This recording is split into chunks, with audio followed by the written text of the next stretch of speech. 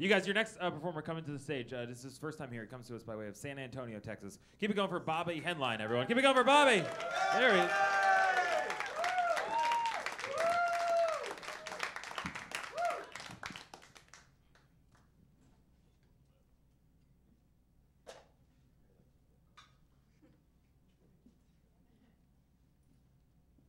You should see the other guy. I am a burn survivor. Thank you. I've been extinguished for years. All right, thank you. I've been extinguished for years. It's okay. Thank you. No, I don't know if you guys know, I'm burnt over 38% of my body. And yes, I do expect a discount on my cremation.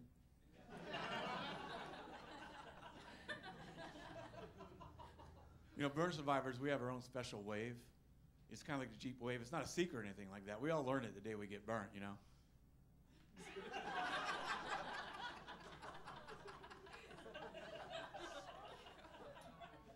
Unless you're Hawaiian.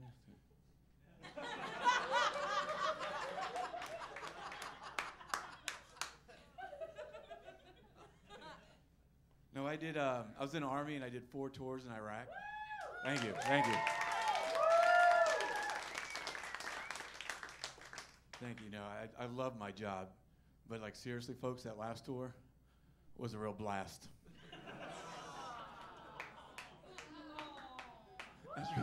That's right, my Humvee got blown up by a roadside bomb. It's crazy that it took me 4 tours in IED just to figure out my lucky number was 3. No, but I learned something else that day that's very important I want to share with you guys, because I don't want you guys to make the same mistake I did. You see, the last thing I remember is having a cup of coffee and saying a prayer before we rolled out the gate. What I learned is, when you're talking to God, do not mumble. He does not have time to decipher what you're saying. Because I distinctly remember having that cup of coffee and praying for a blowjob in a Hummer.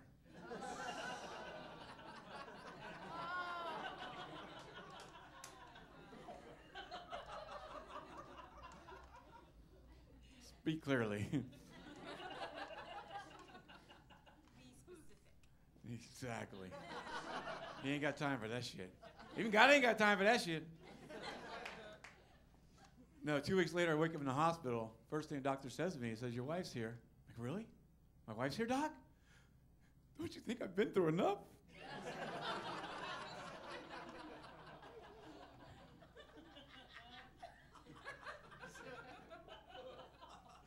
No, she was a good lady. She stayed with me, took care of me and everything. But you married people know what I'm talking about, right, guys? The nagging, the bitching. I don't know about you guys, but I've had enough 3rd degree.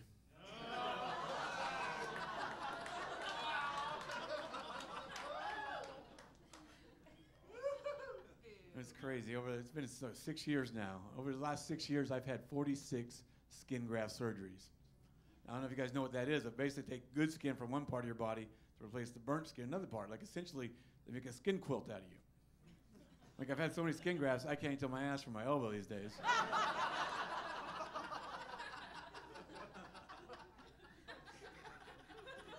Like for instance, they took my stomach and they put it on top of my head.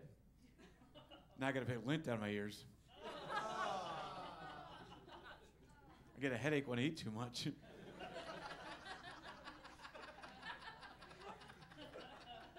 that's not even the worst of it. I have a butt face, taint lips, and I got a manscape my crotch eye. Which is obviously the left one, it's uncircumcised. Careful, I get excited, my eyeball pops out.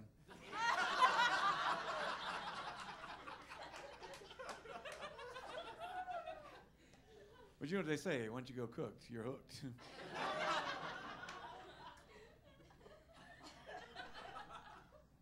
No, I also suffer from PTSD, post-traumatic stress disorder. And it's kind of hard to explain what that is to a lot of people. But you get numb, you get angry, sometimes you just get mad for no reason at all. Right, ladies? It's kind of like PMS. Right? It's kind of like PMS, except PTSD is real.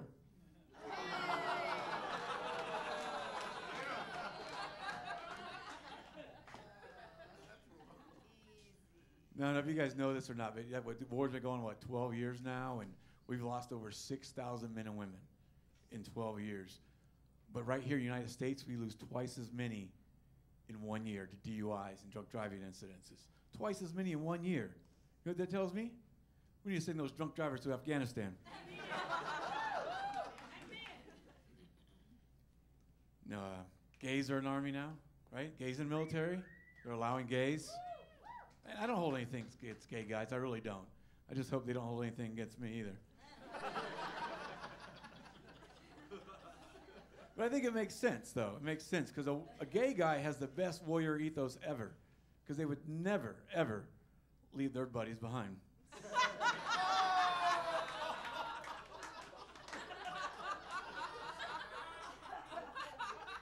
I don't know if you guys ever noticed, but it's real easy to tell the difference between a veteran and a civilian, especially when it's raining outside.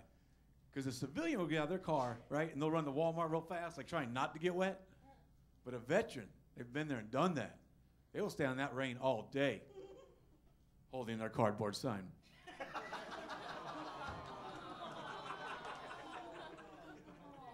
I know, I got to be careful, because if this doesn't work out for me, I'm going to have to make my own sign.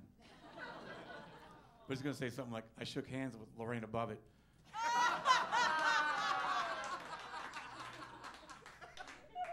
But if my comedy career does take off, I'll be the first comedian ever to show up to his roast pre-cooked.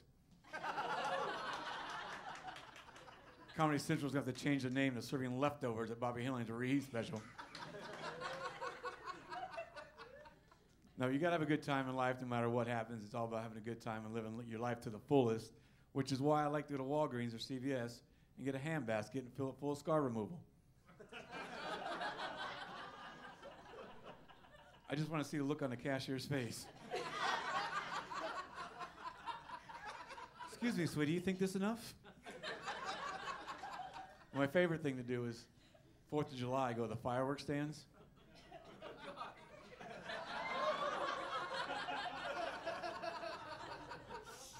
Bottle rockets, Roman candles. Oh my God, just give me the same shit you gave me last year. It was great. Thank you, everybody. You guys have been great. Thank you very much.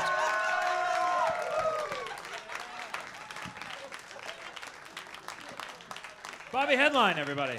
Keep it going.